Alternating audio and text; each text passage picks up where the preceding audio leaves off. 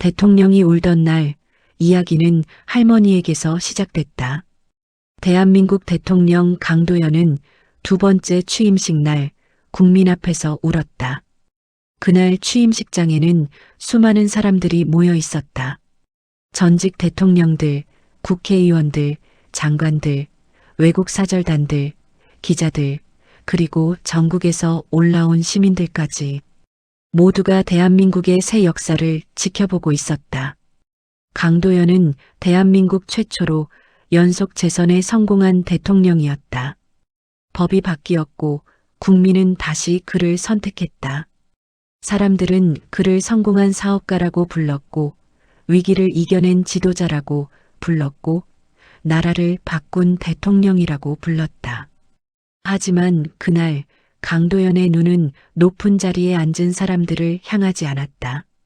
그의 눈은 취임식장 정중앙에 앉은 한 할머니에게 멈춰 있었다. 작고 마른 할머니였다. 흰 저고리를 곱게 입고 두 손을 무릎 위에 올려놓은 할머니. 손마디는 굵었고 허리는 조금 굽어 있었다. 평생 밭일을 하고 남의 집 허드렛 일을 하고 젖도 떼지 못한 손주를 품에 안고 키운 여자였다. 강도연은 준비된 연설문을 펼쳤다. 첫 문장을 읽으려 했다. 하지만 입이 떨어지지 않았다. 그는 한참 동안 할머니만 바라보았다. 그리고 조용히 말했다. 안녕하십니까? 대한민국 대통령 강도연입니다. 잠시 침묵이 흘렀다. 그는 다시 말을 이었다. 저는 오늘 대한민국 대통령으로 이 자리에 섰습니다. 하지만 저는 한때 저를 데리러 와주는 한 사람을 기다리던 아이였습니다. 취임식장은 조용해졌다. 바람 소리조차 들릴 것 같았다. 강도연은 정중앙에 앉은 할머니를 바라보았다. 저를 키운 것은 권력도 아니었고 돈도 아니었고 이름도 아니었습니다. 저를 키운 것은 한 할머니의 품이었고 한 할아버지의 자전거였습니다. 할머니의 어깨가 작게 떨렸다. 강도연의 눈시울도 붉어졌다. 그는 더 이상 연설문을 보지 않았다. 할머니. 그 한마디에 취임식장 전체가 숨을 죽였다. 강도연은 떨리는 목소리로 말했다. 저 여기까지 왔습니다. 그 순간 할머니가 두 손으로 얼굴을 감쌌다. 대한민국 대통령이 고개를 숙였다. 그리고 울었다. 카메라 앞에서 울었고 국민 앞에서 울었고 세상 앞에서 울었다. 사람들은 처음엔 놀랐다. 왜 대통령이 취임식장에서 우는지 알지 못했다. 왜 그 중요한 자리에 작은 시골 할머니가 정중앙에 앉아 있는지 알지 못했다. 왜 강도연이라는 사람이 그 할머니를 보는 순간 다시 어린아이처럼 무너졌는지 알지 못했다. 이야기는 아주 오래전으로 거슬러 올라간다. 젖도 떼지 못한 한 아이가 엄마를 잃던 날, 그리고 그 아이를 품에 안은 한 할머니의 눈물에서부터 강도연은 세상에 태어난 지 얼마 되지 않아 엄마를 잃었다. 아이는 아직 젖도 제대로 떼지 못한 나이였다. 엄마 품이 무엇인지도 제대로 알기 전이었다. 엄마 목소리를 기억하기도 전이었다. 엄마 냄새가 어떤 것이었는지도 마음에 새기기 전이었다. 그런데 어느 날 아이의 세상에서 엄마라는 사람이 사라졌다. 마을 사람들은 말했다. 저 어린 것을 어쩐다냐. 아직 젖도 못 뗐다던데. 어미 없이 저 애가 어찌 사냐. 그 말들이 오가던 날 아이는 울고 있었다. 배가 고파서 울었고 낯선 품이 무서워서 울었고 자신이 무엇을 잃었는지도 모른 채 울었다. 그런 아이를 품에 안은 사람은 외할머니였다. 외할머니 이름은 오순덕이었다. 순덕은 아이를 품에 꼭 안고 말했다. 내가 키운다. 사람들이 말렸다. 순덕아, 내가 어떻게 키우냐. 너도 살림이 넉넉한 것도 아니고 나이도 있는데 친가 쪽에서 알아서 하게 둬라. 하지만 순덕은 아이를 더 세게 끌어안았다. 내 딸이 낳은 아이다. 내 딸이 두고 간 숨이다. 내가 안 키우면 누가 키우냐? 옆에 서 있던 외할아버지 강만식은 아무 말도 하지 않았다. 그는 낡은 보자기 하나를 들고 아이의 옷가지 몇 개를 챙겼다. 그날부터 도연은 외가집 아이가 되었다. 외가집은 작았다. 마당도 좁았고 방도 두 칸뿐이었다. 장판은 오래되어 군데군데 색이 바랬고 겨울이면 문틈으로 찬바람이 들어왔다. 부엌에는 늘 된장 냄새가 났고 마루 끝에는 외할아버지의 낡은 고무신이 놓여 있었다. 부자는 아니었다. 넉넉하지도 않았다. 하지만 그 집에는 아이를 밀어내지 않는 품이 있었다. 문제는 밤마다 시작됐다. 도연은 밤만 되면 젖을 찾으며 울었다. 순덕은 아이를 안고 방 안을 돌았다. 아이고, 내 새끼. 할미가 미안하다. 할미가 엄마 젖을 줄 수 있으면 얼마나 좋겠냐. 도연은 울다 지쳐 잠들었다가도 다시 깼다. 입술은 무언가를 찾고 있었다. 순덕은 그 모습을 볼 때마다 가슴이 찢어졌다. 어느 밤에는 아이를 끌어안고 같이 울었다. 내 엄마가 있었으면 좋았을 텐데. 우리 딸이 너 젖 먹이는 꼴 한 번만 봤어도 좋았을 텐데. 강만식은 방문 밖에 앉아 담배도 피우지 못하고 한숨만 쉬었다. 그런데 며칠 뒤 믿을 수 없는 일이 벌어졌다.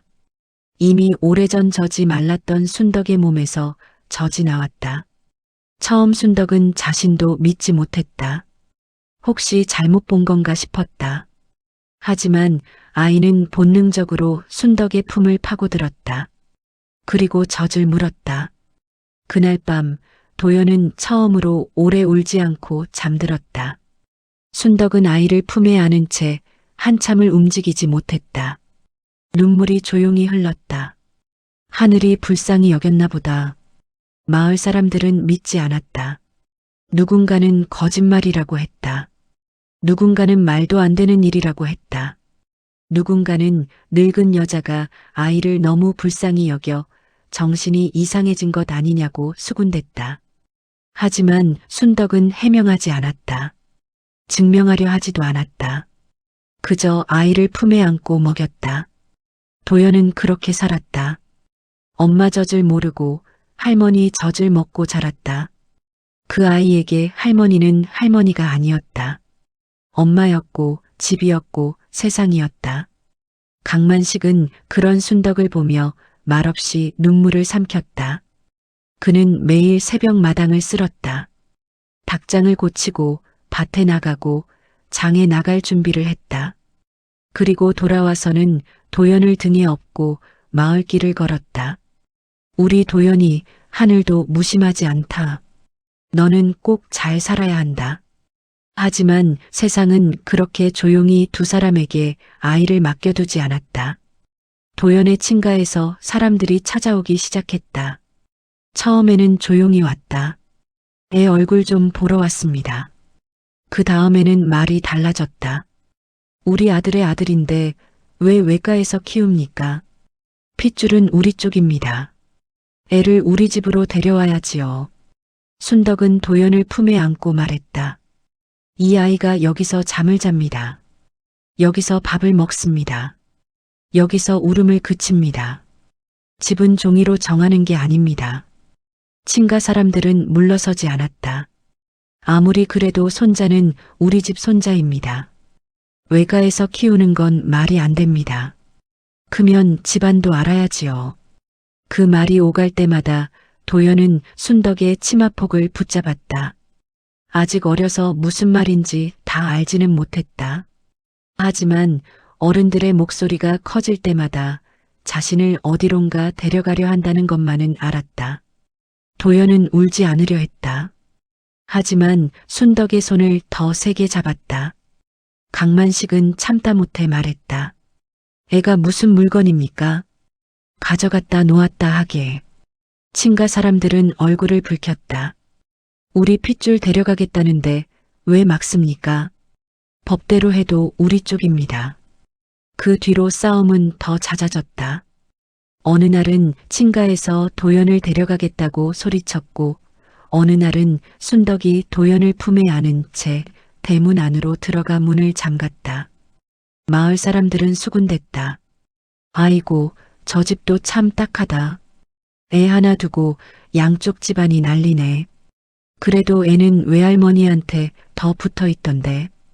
그 말처럼 도연의 마음은 분명했다. 도연에게 집은 외가였다. 할머니 냄새가 나는 방. 할아버지 헛기침 소리가 들리는 새벽. 장판 위에 누우면 선풍기 소리가 빙빙 돌던 여름밤. 밥상 위에 김치와 된장국밖에 없어도 순덕이 숟가락에 밥을 올려주던 그 자리. 그곳이 도연의 집이었다. 하지만 친가에서는 결국 큰일을 벌였다. 도연의 호적을 친가 쪽 큰 집 앞으로 올려버린 것이다. 어른들은 말했다. 이제 서류상으로도 친가 애가 됐다. 외가에서 더 붙잡을 명분이 없다. 순덕은 그 말을 듣고 한참을 아무 말도 하지 못했다. 강만식은 분한 마음에 주먹을 쥐었지만 가진 것도 없고 배운 것도 없는 시골 노인이 할 수 있는 일은 많지 않았다. 그날 밤 순덕은 도연을 끌어안고 말했다. 도연아, 누가 뭐라 해도 넌 할미 새끼다. 종이에 뭐라 적혀 있어도 내가 울면 할미가 안을 거다. 도연은 그 말뜻을 다 알지 못했다. 하지만 할머니 품이 떨리고 있다는 건 알았다.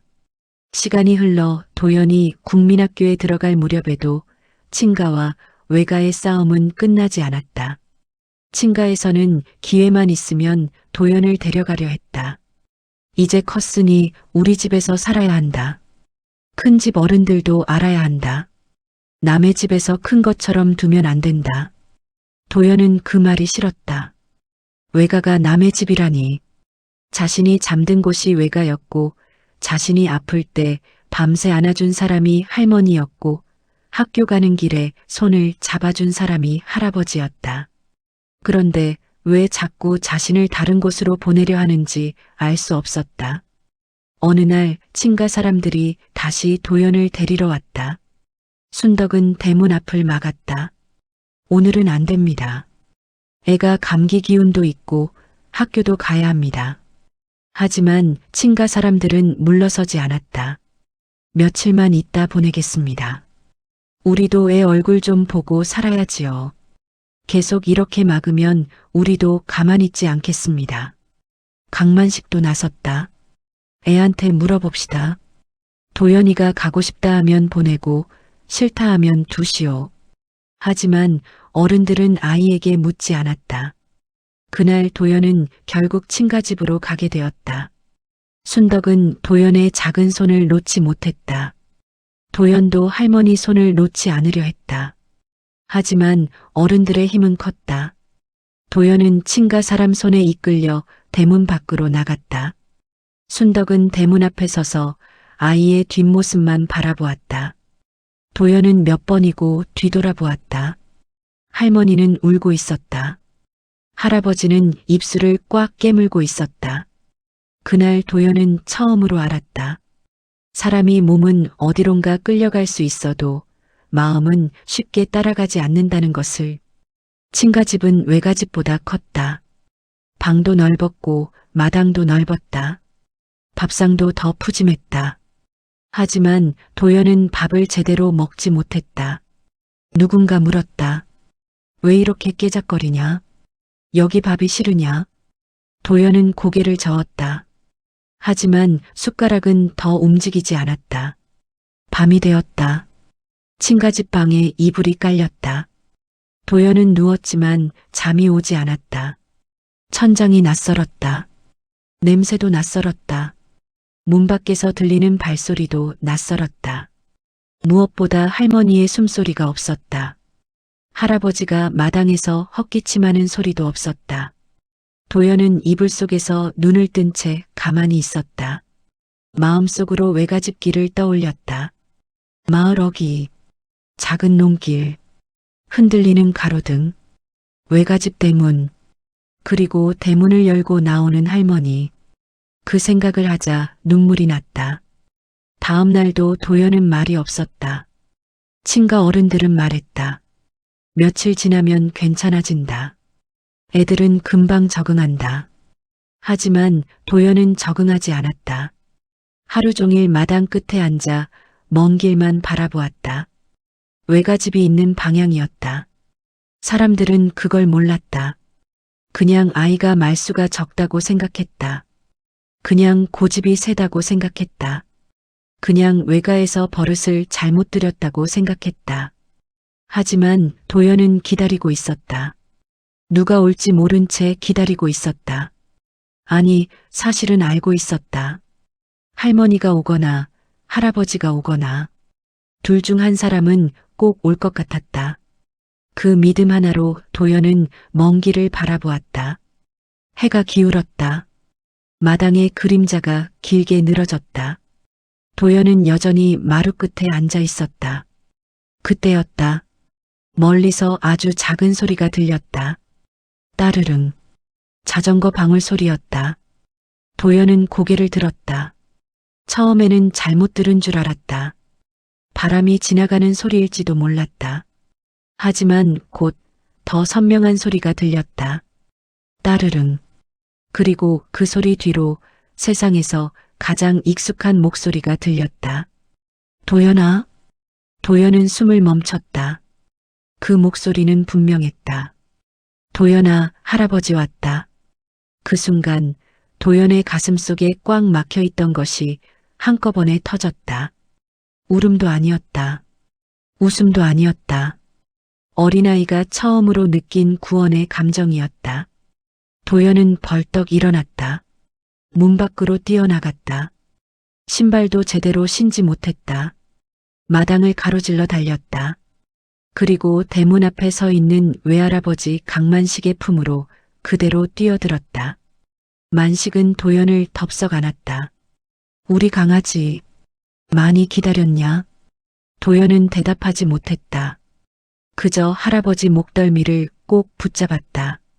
만식은 아이의 등을 몇 번이고 쓸어내렸다. 그리고 자전거 뒤에 도연을 앉혔다. 가자. 할아버지랑 가서 자자. 그때 친할머니가 문 밖으로 나왔다. 어딜 데려가요? 여기가 애 집이에요. 만식은 자전거 손잡이를 꼭 잡은 채 조용히 말했다. 놔두시오. 우리 애기 제가 데려갑니다. 친할머니가 목소리를 높였다. 호적도 우리 쪽으로 올라갔어요. 만식은 잠시 아무 말도 하지 않았다. 그러다 자전거 뒤에 앉은 도연의 작은 손을 한번 만졌다. 그리고 말했다. 종이에 적힌 집하고 애 마음이 쉬는 집은 다릅니다. 그 말만 남기고 만식은 자전거 페달을 밟았다. 도연은 자전거 뒤에 앉아 할아버지의 낡은 잠바를 꼭 붙잡았다. 바람이 얼굴을 때렸다. 길은 울퉁불퉁했다. 하지만 도연은 하나도 무섭지 않았다. 친가집이 멀어질수록 아이의 가슴은 점점 가벼워졌다.